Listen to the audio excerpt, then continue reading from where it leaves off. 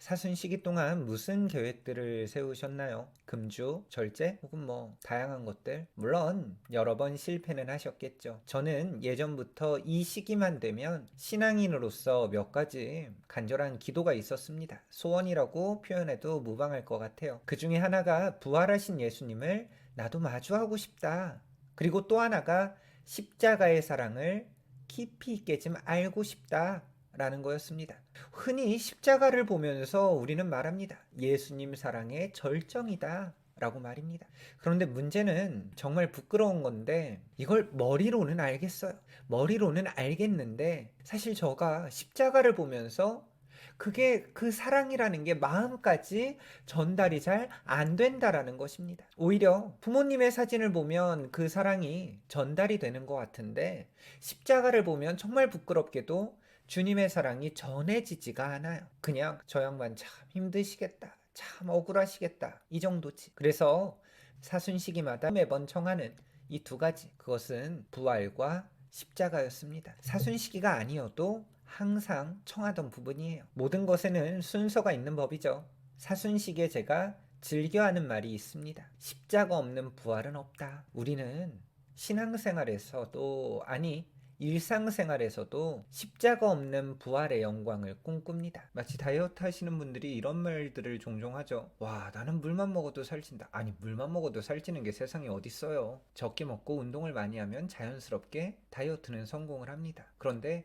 그게 힘드니까 십자가 없는 부활을 꿈꾸죠. 부활을 체험하기 위해서는 십자가를 반드시 겪어야 되는데 제가 이런 말을 강론 중에 굉장히 많이 하기도 했습니다. 그런데 십자가에도 순서가 있다라는 것을 이번 사순에서야 알게 되었습니다. 아까 제가 사순 시기에 무엇을 청했느냐고 여쭤봤는데 저는 이번 사순 시기에 무엇을 청해야 할지 잘 몰랐습니다. 아마 다들 정하기가 쉽지는 않았을 거예요. 저도 마찬가지입니다.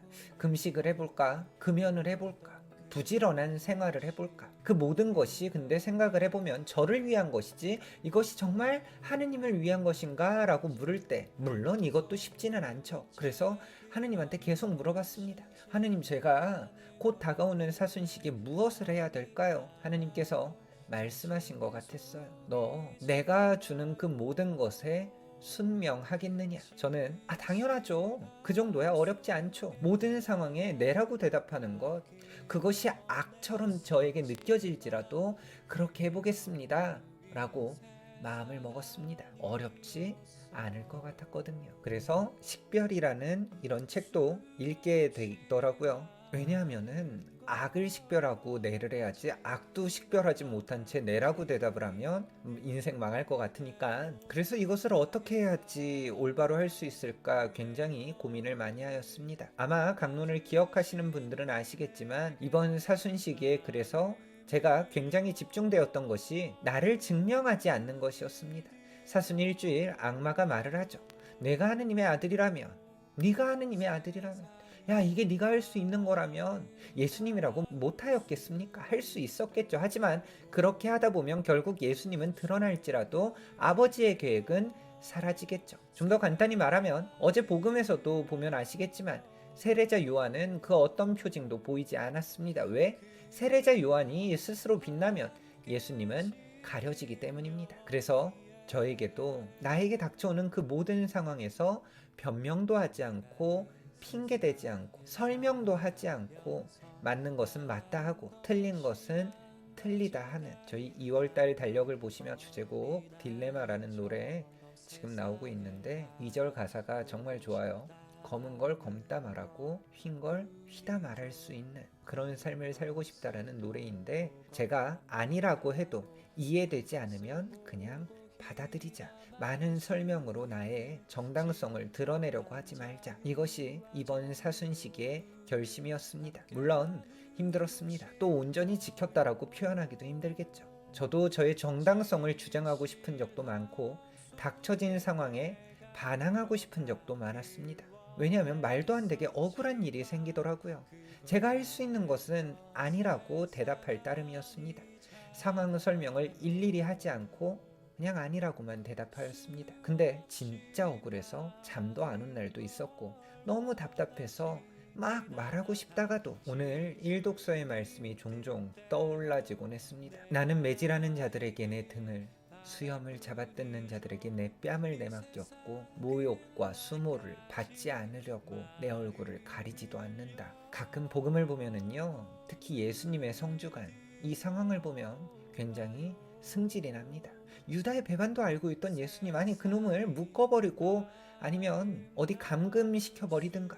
아니 오늘 빌라도가 신문을 할 때도 적극적으로 나는 왕이라고 한 적이 한 번도 없다. 다 바리사이 놈들이 오히려 너를 이용하는 것이다 라고 말할 수도 있는데, 오히려 예수님은 그것은 내 말이다 라고만 하십니다. 예수님도 상황을 바꾸려면 충분히 바꿨겠죠. 허나 그렇게 될 때 십자가도 부활도 그리고 하느님도 사라지게 되었을 것입니다. 예수님도 저와 같진 않으시겠지만 분명 답답하고 힘들었겠죠. 아무 이유 없이 이 십자가를 받아들여야 하는 말도 안 되는 이 상황, 그동안 선으로 행했던 것들이 전부 다 악으로 돌아오는 이 상황이 얼마나 끔찍했을까요? 머리로가 아니라 마음으로 아마 이 예수님의 고통을 100분의 1이라도 이번 사순시기에 알게 된 것 같았습니다. 그리고 사순시기 예수님의 순환을 묵상하면서 하느님이 모든 것에 순명하라고 하신 순명이 바로 십자가의 첫걸음이구나. 부활 없는 십자가 없듯이 순명 없는 십자가는 없는 법이구나. 그래서 이번 사순시기 개인적으로는 참 답답한 게 많았던 시기이지만 또 한편으로는 굉장히 기쁜 시기입니다. 왜? 십자가에 한 걸음 다가가는 그 길을 알게 되었구나 라고 생각이 들어서 말입니다. 동영상 인트로, 아우트로가 추가가 되었는데 유심히 보신 분들은 아시겠지만 어때요? 보름달의 구름이 사사 지나가는 이런 형태입니다. 사실 이것은 저의 첫 번째 부활 체험이라고도 할 수 있는 모습입니다. 예전에 저는 부활한 예수님을 기쁘다고 말하면서 정작 저는 부활한 예수님을 마주해 본 적이 없는 것 같았어요. 그래서 생각을 했습니다. 하느님, 저도 부활하신 예수님을 정말 체험하고 싶습니다. 신자분들한테 말을 하면서 정작 저는 예수님의 부활을 체험해 본 적이 없으니까 저는 이것을 더 이상 말할 수가 없습니다. 그러니 제발 알려주십시오. 제가 여기 오기 전에 수녀원에서 생활을 하였는데 그 해 사순시기도 이렇게 계속 기도를 하였습니다. 하지만 성목요일이면 알겠지, 성금요일이면 알겠지, 성토요일 와 부활 대축일 전에 하니까 알겠지, 주일 와 부활 대축일 미사니까 알겠지. 부활하신 예수님을 끝까지 체험하지 못했습니다. 그래서 슬픔에 가득 차서 밤늦게 혼자 성당에서 기도를 마치고 나왔습니다.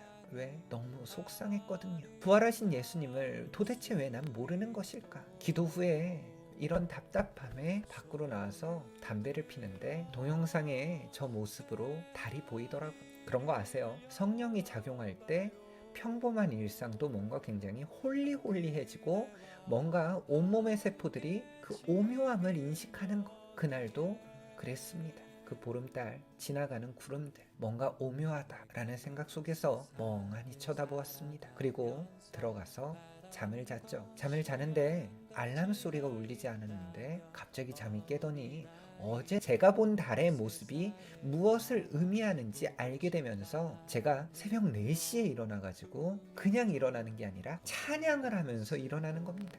1시간 동안 찬양을 했어요. 찬양을 하면서 예수님이 정말 부활을 했구나 라는 것을 외치고 있었습니다.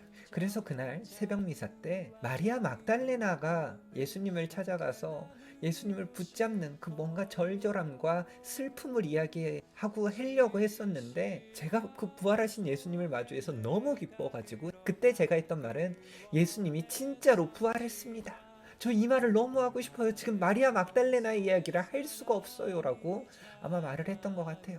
말로는 표현할 수가 없어요. 그 부활의 신비를요. 다만 말로 표현할 수 있는 것은 보름달이 구름에 가려지듯 내가 그분을 가리면 안 된다라는 것입니다. 그러나 저는 아직도 저를 증명하기 바빠서 혹은 내세우기 바빠서 억울하지 않기 위해서 내가 더 당당해지고 싶어서 예수님을 가릴 때가 너무나 많이 있었더라고요. 아마 그 부활 체험 이후에 그 삶을 살으라고 이번 사순시기 십자가의 첫 시작점에 그 삶으로 저를 이끌어 주신 것 같습니다. 세례자 요한이 예수님을 드러내기 위해 더 낮아지는 광야의 삶처럼 예수님이 하느님을 드러내기 위해 그 모든 상황에 피땀을 흘리면서 순명하셨듯이 거기에서 바로 하느님은 드러납니다. 부활 체험을 하였다고 해서 제가 부활의 삶을 사는 것은 아니죠. 십자가의 첫 걸음을 알게 되었다고 해서 제가 첫 걸음을 내딛었다고 표현할 수는 없을 것입니다. 오늘 일독서의 말씀처럼. 그러나 주 하느님께서 나를 도와주시니 나는 수치를 당하지 않는다 라는 그 말씀처럼 나의 약함을 두려워하지 않고 하느님을 믿고 따라갈 수 있는 그런 하느님께 순명하는 또 다른 삶이 펼쳐질 것 같습니다. 한편으로는 두렵지만 사도 바오로가 말을 하죠. 하느님의 어리석음이 사람보다 더 지혜롭고 하느님의 약함이 사람보다 더 강하기 때문입니다. 하느님은 내가 약해질 때 바로 거기서 당신이 드러나실 수 있습니다.